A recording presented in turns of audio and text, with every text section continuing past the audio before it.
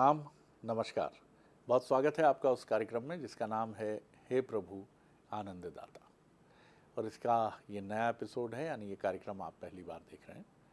और अपनी प्रतिक्रिया हमको ज़रूर भेजें 7009694440 पर। आज हम जिस विषय को अपने विद्वान वक्ता के सामने रखेंगे वो विषय है तो बहुत सामाजिक प्रतीत होता है सुनने में, लेकिन किस तरह से अध्यात्म उसे देखता है, क्योंकि उसमें बड़ी दलीलें भी दी जाती हैं। कई तरह की दलीलें उसको लेकर प्रचलित हैं। थोड़ा सा हिंदी और संस्कृत का मिला जुला एक शब्द है, दोनों के तत्व हैं लोकोपवाद, जिसको आप कह सकते हैं कि लोगों के बीच में जिन विषयों की चर्चा होती है कि आपने एक अच्छा घर बनवाया, तो उसको 2 मिनट में खारिज करने का तरीका समाज या समाज के कुछ लोग निकाल लेते हैं। अरे साहब, करप्शन की कमाई है, ये बनवा सकते थे क्या? इनकी हैसियत है क्या ऐसे घर में रहने की? अब ये बात कहीं ना कहीं से होते हुए आपके कान तक पहुंच जाती है कि साहब फला साहब तो कह रहे थे कि हैसियत है क्या, जिंदगी भर तो सरकारी मकान में काटी 2 कमरे के, अब बड़े भव्य घर में बंगलो बनवा लिया। अब आपका सारा उत्साह, भले ही आपने बहुत अथक परिश्रम किया है, जानने वाले जानते भी हैं कि उसमें एक भी पैसा बेईमानी का नहीं है, लेकिन आप पीड़ा से भर जाते हैं कि ये क्या हो गया। फिर कहने वाले कहते हैं कि लोक आक्षेप, यानी लोगों की तरफ से आने वाली बात को तो भगवान राम ने भी अनसुना नहीं किया। उनके राज्य में भी एक व्यक्ति ने जब ये टिप्पणी की कि मैं थोड़ी घर लाकर माता सीता को प्रभु श्री राम की तरह आदर्श उदाहरण प्रस्तुत करते हुए मैं उनको घर ले आता, जो बातें हमने सुनी हैं संदर्भों के साथ, उनको लेकर हम ये बात करें। यानी इतना असर होता है, इतना असर होता है। हो सकता है उस समय लोगों ने ये शंका भी की हो कि कैसे नंगे पैर रावण को कैसे युद्ध में हराएंगे प्रभु श्री राम। फिर कुछ लोग ये भी शंका करते रहे होंगे कि कैसे प्रभु का अवतार हैं जो जंगल में एक स्वर्ण मृग की मरीचिका में उलझ गए। ये अलग बात है कि विद्वान जब कहते हैं कि ये एक लीला का हिस्सा है, लेकिन जिसको नहीं समझना है वो क्यों समझेगा? वो तो लोकोपवाद करेगा, यानी वो तो टिप्पणियाँ करेगा। और इसी पर बड़ा सुंदर गीत भी है कि कुछ तो लोग कहेंगे, लोगों का काम है कहना। नवजोत सिंह सिद्धू नामचीन क्रिकेटर और टेलीविज़न के प्रस्तुतकर्ता कहते हैं कि सबसे बड़ा है रोग, क्या कहेंगे लोग। लेकिन लोग जो कहते हैं वो हमारे मन तक बड़ी जल्दी पहुंचता है। कितना संयम रखने का दावा कर लिया जाए, मैंने अक्सर खुद को भी देखा है कि कितना समझा लिया जाए कि कोई व्यंग करेगा वो धैर्य से सुन लेंगे, लेकिन जैसे ही वो कोई व्यक्ति व्यंग कटाक्ष या उसकी बात कोई तीसरा प्रस्तुत करता है तो ऐसा लगता है कि जैसे कोई जंजीरें तोड़कर अभी प्रत्युत्तर दे दिया जाए। तो क्यों हम लोगों को इतना महत्व देते हैं, और क्या ये देना ठीक है? क्या वो वाकई इतने महत्वपूर्ण है? उनकी प्रशंसा तो हमें बहुत अच्छी लगती है, लेकिन उनकी टिप्पणियां इस तरह की हमारे खून को खौला देती हैं। आज इसी पर समझूंगा कि अध्यात्म तत्व दर्शन इस पर क्या कहता है, क्या सोचता है और इससे निपटा कैसे जाए। तो चलिए सीधे चलते हैं अपने विद्वान वक्ता, भगवत गीता के अध्येता, मानस मर्मज्ञ प्रोफेसर डॉक्टर सुरेंद्र बिहारी गोस्वामी जी के पास। जी प्रणाम है डॉक्टर साहब। आपने एक बड़ा अच्छा शब्द जो है, जो मेरे अंतर्चित्त में अनुगूंजित होता था अध्यात्म की यात्रा करते समय जी, उस शब्द को लोग के साथ लोग पिरोते हैं, वो है अपवाद। अपवाद, हाँ। अपवाद को बहुत सारे सिद्धांतों में भी प्रयोग किया जाता है जी, अर्थात अपवाद जो है वो रेयरेस्ट होता है, रेयरेस्ट होता, जिसको अंग्रेजी में कहते हैं अदर थिंग्स रिमाइनिंग कांस्टेंट। जी, अन्य बातों के समान रहने पर, यानी वो अन्य बातों असामान्य होता है अपवाद। सामान्य नहीं होता, अपवाद होता है। अब देखिए, वाद हो तो उसका निर्णय किया जा सकता है, विवाद हो तो उसका निर्णय किया जा सकता है, वाद विवाद दोनों हो तो संवाद का समाधान निकाला जा सकता है। वाह वाह, बहुत अब ध्यान रखिए, यहाँ सभी संवाद, लेकिन यहाँ पर ना वाद है ना विवाद है, ना संवाद की आवश्यकता है, ये तो अपवाद है ना। अप लगा देने से ये वैसे भी एक काल्पनिक मिथक बन जाता है अपने जी आप में। जी यानी ये सामान्य नहीं रह जाता, उसमें उस प्रक्रिया में अनंत छूट मिल जाती किसी भी व्यक्ति को कोई भी संभाषण करने के लिए, कोई भी बात कहने। बात कर रहे हैं। अपवाद का मूल अध्यात्म अधूरा ज्ञान मानता है। जब भी आप किसी व्यवस्था को नहीं जानते तो आपका ज्ञान अधूरा होता है। संतों ने बड़ी कृपा की है आपके जीवन में, ताकि आप अधूरे ना बने रहें। जीवन तो छोटा सा है, वो परिपूर्ण करना चाहते हैं। तो उन्होंने कहां से शुरुआत की? उन्होंने कहा मातरो भव पितरो भव। अब यहां से शुरुआत कर दी कि चलो भाई, बार बार हमें सिखाना नहीं पड़ेगा, हमारे संस्कार और परंपराओं से हमने तुम्हारे माता पिता को सिखा दिया है। अच्छा, क्यों? उनके माता पिता सीख कर आए थे। क्यों? उनके माता पिता सीख कर आए थे। तो एक कुल परंपरा बन गई थी। अब इसमें एक बहुत अच्छा सत्य होता है, अपवाद के मूल के लिए प्रारंभिक और बड़ी सफल औषधि है मानना, यानी समर्पण भाव होना। आप मान लीजिए, या फिर आप पहले यात्रा तो करिए। अपवाद में यात्रा नहीं करता व्यक्ति, प्रमादी होता है। अपवाद उत्पन्न होता है प्रत्याहार की असफलता से। समाधि के अष्टांग योग के पतंजलि ने बड़े विधि पूर्वक जो है उन्होंने अष्टांग योग जो बनाए हैं, उसमें ध्यान धारणा समाधि तो अंतिम क्रम में रखा। यम नियम, यम नियम, आसन, प्राणायाम, प्रत्याहार। प्रत्याहार होता है कि क्या आपने इंद्रिय निग्रह में सफलता प्राप्त कर ली, आपको प्रतिवर्त तो नहीं लगता, आपकी प्रतिरोधक क्षमता अडिग है, आप किसी के कहने मात्र से विचलित तो नहीं होते। तो जो प्रत्याहारी होता है वो योगी होता है।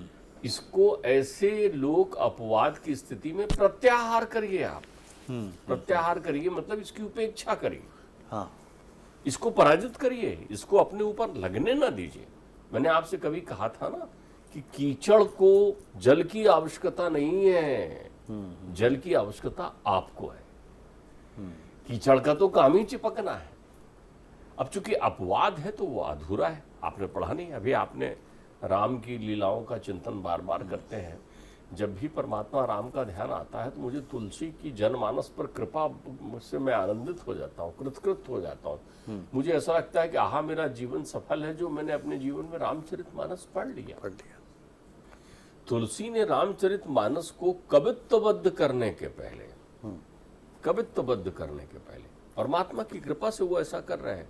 उन्होंने कितनी प्रक्रियाओं को गूढ़ता से देख के सार निकाल कर आपको दिया है। लेकिन आपकी समस्या ये है कि आप उस रसीले फल को ग्रहण तो कर लेते हैं, मीठा भी लगता है, आनंदित भी हो जाते हैं, लेकिन बाद में बात आप छिलके और गुठलियों की करने लगते हैं। तो पहले छिलके गुठली को समझ लो। अगर आपको छिलके गुठली गिनना है बिल्कुल, तो फिर तुम पहले उनको समझ लें आप। हाँ, ठीक, उनको मूलता समझ लो। सुनी सुनाई चीजों पर चिंतन करने के पहले आप ये समझ लो, हमारे जीवन में जब भी विकास होता है, जब भी हम अपने जीवन की उन यात्राओं को पूरा करते हैं जिसमें हमारी तथाकथित उन्नति होती है। उन्नति के लिए अध्यात्म शब्द है उद्धार। उन्नति का अर्थ होता है उद्धार। परमात्मा ने उद्धार किया जीव का, मतलब जीव की उन्नति करके उसको अपने अंश में मिला लिया, मुक्त कर दिया। अब जो है आत्मा परमात्मा हो गई, ये प्रगति है। और हमारे जीवन में उन्नति का अर्थ होता है अर्थ भाव से या भौतिकता भाव से हम संपन्न हो जाए।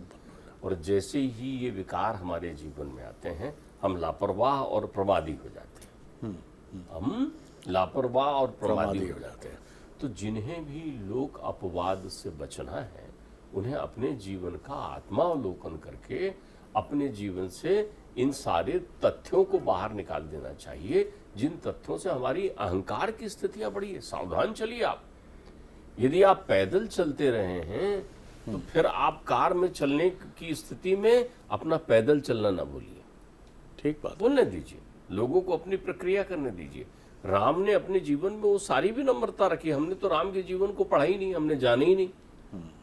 हम उस तथ्य से परिचित नहीं हो रहे हैं कि हर ऋषि के आश्रम में जब भी राम पहुंच रहे हैं तो ऋषि उनके बारे में कह रहे हैं कि परमात्मा हम जानते हैं आप लोकाचार के लिए लीला कर रहे हैं, लेकिन आप इसलिए आए, क्या विश्वामित्र जी के पास ऐसे ही भेज देते दशरथ जी कि ले जाओ मेरे लड़के को? राम देत नहीं बनत गोसाई जब वो कहते हैं राम उनके प्राणों से प्रिय हैं, उनको क्या केवल शाप के डर से वो विश्वामित्र को राम सौंप देते हैं? वशिष्ठ जी उनसे कहते हैं, एकांत में कहते हैं, मैं नहीं कह रहा हूं, वेद व्यास जी ने लिखा है, ब्रह्म पुराण में लिखा है, उत्तरखंड में लिखा है, अध्यात्म रामायण में भरा हुआ है, लिखा हुआ है। लेकिन बाबा तुलसी उसको सहजता से भावातिरेक बनाकर आपके पास भाव सागर में स्नान करा रहे हैं। वो बता रहे हैं, सुनो दशरथ इधर आओ। क्या करूं गुरुदेव? कुछ नहीं, ये तो भगवान आए हैं तुम्हारे घर में, किसी से कहना मत। ये ले जा रहे हैं परमात्मा का विवाह कराने, ताड़का का वध कराएंगे। जो चीज पहले से वर्णन में चल रही कि परमात्मा ही आए हैं। परमात्मा क्यों आए हैं? सतयुग में दिया है ब्रह्मा जी को वचन, लेकिन आपको वो बीज नहीं खाना है, आपको तो रस पीना है ना, तो भक्ति का रस आपको पिला रहे हैं। तो बहरहाल हम अधूरे ज्ञान की प्रक्रियाओं में पढ़ते हैं। तो इन सब लोकापवाद में जिनके पास भी भौतिक उन्नति होती है, उन्हें 5 बातों का ध्यान रखना चाहिए। 5 तथ्य हैं जीवन के।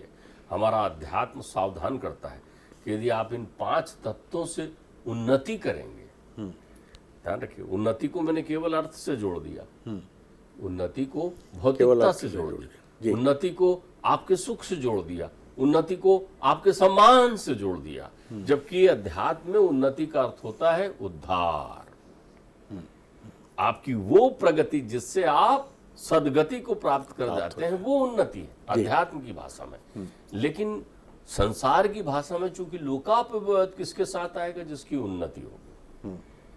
आप ध्यान रखिएगा, जो उन्नति के पथ पर चलता है, अपवाद लोकापवाद को उसको ही प्राप्त करना पड़ता है।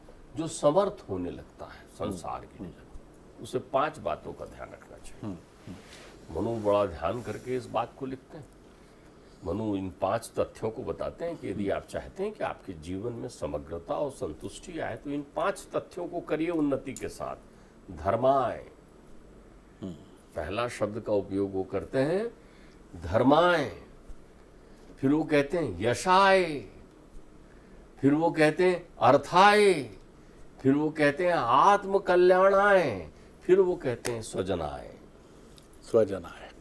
ये 5 तथ्य वो आपको बताते हैं कि आप लोकापवाद से बच सकते हैं। लोकापवाद को समाप्त नहीं कर सकते। क्यों? क्योंकि संपूर्ण सृष्टि के लोग ज्ञानी तो है नहीं ना, ज्ञानी तो है नहीं।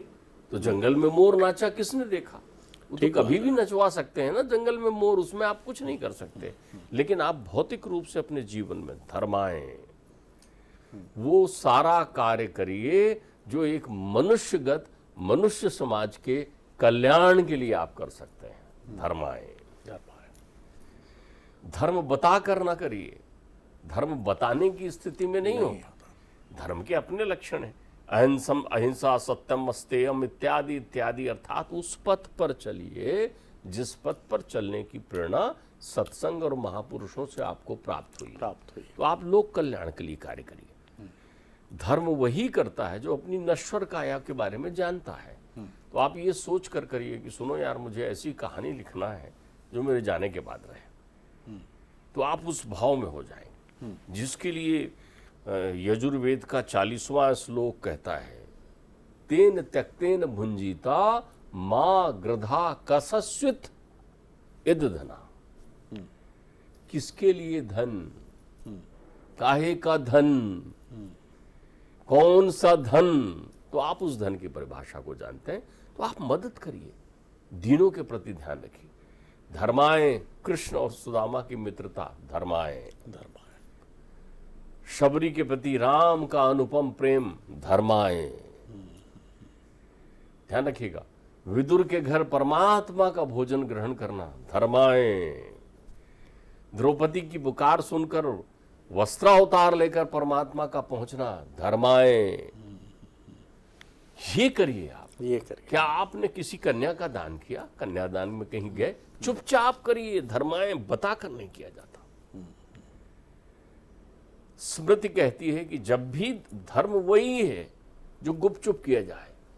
डॉक्टर साहब, एक जिज्ञासा है मन में, फिर उसी बात पर मैं आ रहा हूँ कि पीड़ा तो होती है जब कोई टिप्पणी करता है, आप चाहे धर्म के रास्ते पर हों, सत्य के रास्ते पर हों। भगत सिंह ने अपने पत्र जो जेल में लिखे, उसमें एक पत्र में विवरण है कि मेरे एक कोई लड़की उनसे मिलने आती थी, उसको लेकर उनके एक प्रिय सहयोगी ने कहा उनसे कि तुम मार्ग से भटक रहे हो भगत सिंह, इसकी कोई आवश्यकता नहीं। जिसका जवाब उन्होंने पत्र में दिया कि मेरी शादी तो मृत्यु से हुई है और भारत माता की रक्षा ही मेरा ध्येय है। लेकिन भगत सिंह जैसे पवित्र व्यक्ति के मन में भी इस बात की पीड़ा तो हुई लोकोपवाद से कि मेरे ही एक प्रिय साथी ने मेरे कर्म पर, मेरे मंतव्य पर संदेह जताया। नहीं, इससे मैं इसको पीड़ा शब्द को यहाँ विलोपित करना चाहूँगा, क्योंकि भगत सिंह ने अगर ये लिखा हो कि मुझे पीड़ा हुई, वो मुझे विदित नहीं है। लेकिन भगत सिंह ने जो लिखा कि मेरा ब्याह तो जो है वो आज़ादी से हो चुका है, मृत्यु से हो चुका है। जी। आप ध्यान रखिए, जो व्यक्ति इसी में आगे कहा है ना, आत्माएं, हम जब अपने कर्तव्य के प्रति बिल्कुल शुद्धचित होते हैं, पूरी तरीके से एकाग्र होते हैं, तो हमारा ध्यान उस ओर जाता ही नहीं है कि लोग हमारे बारे में क्या कह रहे हैं। भगत सिंह ने चूंकि उनके वो मित्र थे इसलिए अपनी स्थिति स्पष्ट की। आप करिए स्थिति स्पष्ट। धर्म आचरण है तो व्यक्ति को धर्म आचरण करना चाहिए, पहला पद धर्म। जी, ध्यान रखिएगा, पीड़ा वहां होगी जहां आपका ध्यान उस ओर रहेगा, मतलब आप एकाग्र नहीं है उस स्थिति में। फिर दूसरा कह तो रहा है वो यशाए, दूसरा काम और करिए ना, लोकापवाद को भंग करने के लिए यशाए, ऐसा कार्य करिए जिससे यश बढ़े। किसका? आपका नहीं, आपके कर्मों का यश बढ़े। आपके द्वारा किए गए, आपने प्याऊ बनाया, आपने स्कूल बनाया, आपने बावड़ी बनाई, आपने कुआं तालाब बनाया, आपने अच्छा दान किया चारों तरफ, इतना दान किया, इतना दान किया, अनंत दान किया, भरिशद इतना दान करते रहे, इतना दान करते रहे कि दान की अनंतता हो गई। उनके दान को प्राप्त किए हुए धन को फेंक कर लोग गए, अब इसकी जरूरत नहीं है भाई तो क्या करें, वहीं रख गए। उससे जो पहाड़ बना उससे इंद्रप्रस्थ बन गया। लेकिन वो जो कुछ आप यशाए वो है जो आपके जाने के बाद रहता है। आपकी प्रशंसा है तो आप मत करिए। किसी को ठंड में कंबल बांटते समय फोटो खिंचाने की चिंता आपको नहीं होना चाहिए, बल्कि आप देखिए कि किसी फोटो में आप दिख तो नहीं रहे। ध्यान रखिएगा, किसी फोटो में आप दिख तो नहीं रहे हैं। तो ये जो दूसरा कार्य कहा उन्होंने लोकापवाद से बचने के लिए, वो कहते हैं वो यशाए, ऐसे सारे कार्य करिए जिससे यश की प्राप्ति हो। तो क्या आपको प्राप्ति हो? नहीं, आपके कर्तव्यों को प्राप्ति हो, लोग आपका अनुकरण करते रहे। फिर तीसरा कह रहे हैं अर्थाए, दुनिया में धन किसको बुरा लगता है? धन के बिना किसी का काम नहीं चलता। आप ध्यान रख लीजिए, यदि आज के युग में कोई कहे मैं वानप्रस्थी जीवन को प्राप्त कर गया हूं और सब छोड़ दिया है, आहार तो छोड़ा नहीं है ना, आना जाना तो है ना, धन तो तुम्हें भी चाहिए ना, कहीं ना कहीं अपेक्षा तो रहेगी कि क्या दक्षिणा दे रहा है, क्या दान दे रहा है। फिर अपनी संस्था के लिए दान मांगेंगे, फिर मंदिर निर्माण के लिए दान मांगेंगे, फिर कहीं आश्रम बनाने के लिए दान मांगेंगे। फिर आप उनको बड़ी उस आशापूर्ण नजरों से देखेंगे, जो धनी या सक्षम व्यक्ति आएगा कि हाँ जरा उनको ध्यान रखिए, वो कुछ हमारी मदद। यद्यपि आप लोग के लिए कार्य में लगे हैं, लोग को उद्धार के लिए, लेकिन धन तो बुरा नहीं लगता ना। तो कहते हैं अर्थाए करो ना, धन से धन की वृद्धि करो, इसलिए वो कर्मशील रहने कहते हैं। उद्योग धंधे, फैक्ट्री, सड़क, फलाने ठिकाने, ये सारा काम आप करिए, अर्थात व्यापार करने की भी मनाही नहीं है। लोकोपवाद से व्यापार ना छोड़िए। हमारे यहाँ कई ऐसे प्रतिष्ठित उद्योगपति हुए हैं, अभी अभी भी मैं देख रहा हूं, जो अपना नाम जो है, देश का नाम और अपना नाम जो है विश्व के क्षितिज पर लेकर बढ़ने के लिए बढ़े हुए हैं। लेकिन उनका कद इतना ऊंचा हो चुका है भौतिक रूप से कि हम उछल कर उनको लांछित करने का प्रयत्न भी करते हैं और उसको सामना करते हैं बड़े आराम से, लेकिन अर्थाए रोकते नहीं। अर्थाए फिर इन सब से हटकर आप आत्मचिंतन भी करो भाई। दुनिया में आपको रहना है तो अपने बारे में भी ध्यान करो। उसको कहते हैं आत्मने, स्वयं के संदर्भ में मैं क्या कर रहा हूं, अपनी समीक्षा करिए। अच्छा, मेरे बारे में ऐसा कह रहे हैं तो मेरे किस आचरण के कारण कह रहे हैं? यद्यप शुद्धम लोक विरुद्धम ना कर्तव्यम ना कर्तव्यम। आप किसी शराब की दुकान में जाकर के कोई सज्जन व्यक्ति स्टील की गिलास में यदि दूध भी पिएगा तो देखने में तो शराब ही है ना। जहाँ सीता को माय को तई रावण की गेल। आप इनसे बचिए, आत्मने ध्यान रखिए, जोक जगह जगह है। बिल्कुल इसके लिए एक शब्द उपयोग किया जाता है परजीवी। ये चिपक जाएंगे और आपको नष्ट कर देंगे, आपको नष्ट कर देंगे। ये कुसंग की सारी प्रक्रियाएं वही हैं। यही तो सबसे लोकाचार से यदि आप लोक अपवाद से आपको बचना है तो आत्मने, आत्मशुद्धेन, अपने आत्म कल्याण के लिए काम करिए। और फिर वो कहते हैं कि नहीं, संसार में आए हो, संसार बनाया है, गृहस्थ जीवन बनाया है, परिवार बनाया है, तो स्वजनेन, स्वजनेन, जो बंधु बांधव कुटुंब कबीले इष्ट मित्र हैं, सुनो, अकेले चलने से दुनिया नहीं चलती। ठीक बात है। जो तुम्हारे घर में दुर्बल है, कमजोर है, जो तुम्हारे समाज में, तुम्हारे परिवेश में, उसको भी उठाकर चलो, उसकी तरफ भी ध्यान करो। जो इतना चैतन्य होता है उसके विरुद्ध लोकापवाद उठता है, और जो संसार में आया ही है मरने के लिए और सामान्य जीवन जीता है नश्वर काया में, लोकापवाद उसको कोई भाषित नहीं करती। तो ये 5 पथ हैं जिसका उपयोग करके आप अपने जीवन को लांछित होने से बचा सकते हैं। लांछित व्यक्ति कई बार खुद को भी करता है अपनी आत्मा की अदालत में, जब वो इतना सच्चा होता है कि उससे जो त्रुटि हुई है। लेकिन इसके कई रूप और स्वरूप होते हैं। सबसे ज़्यादा ये चीज़ तब चुभती है जब सबसे प्रियजन ही सवाल उठाते हैं। आईना मुझसे मेरी पहली सी सूरत मांगे, मेरे अपने मेरे होने की निशानी मांगे। जब एक पुत्र अपने पिता से कहता है कि आपने किया ही क्या, जीवन भर बैठे ही तो रहे, मैं तो देखता था जितना परिश्रम करना था आपने नहीं किया। और वो पिता, इसने संसार को जवाब दिया और ऐसी गर्जना के साथ जवाब दिया, लेकिन जब ये आलोचना घर से आती है तो वो चुप हो जाता है, शोक में डूब भी जाता है। लेकिन ये शाश्वत सत्य है, यह आपको मिलेगा ही मिलेगा। आप अगर ये अपेक्षा रखते हैं कि इस रास्ते में, इस जीवन रूपी लंबे रास्ते में आपकी आलोचना नहीं होगी, लोग कुछ कहेंगे नहीं आपके कृत्य को लेकर, और आप अगर ऐसे हर कृत्य का जवाब देने में जुट जाएंगे, तो जो डॉक्टर साहब बात कह रहे थे कि परजीवी आपका रक्त चूस लेंगे, वो घर के भी हो सकते हैं और बाहर के भी हो सकते हैं। और यही वजह है कि बहुत सारे लोग जीवन में, जिस तरह से वेताल विक्रमादित्य की पीठ पर लदा रहता था, वो तो उद्भट प्रतिभाशाली और योद्धा थे। उन्होंने तो अपनी विद्वता से वेताल के एक एक सवाल का सही उत्तर देकर अपनी गति को प्राप्त किया। लेकिन हम में से बहुत सारे लोग संसार और माया रूपी, लोकोपवाद रूपी, लोगों की तरफ से आने वाली आलोचना रूपी वेताल को अपनी पीठ पे इतना लाद लेते हैं कि खुद ही घुटने हमारे ज़मीन से टिक जाते हैं और हम दम तोड़ देते हैं।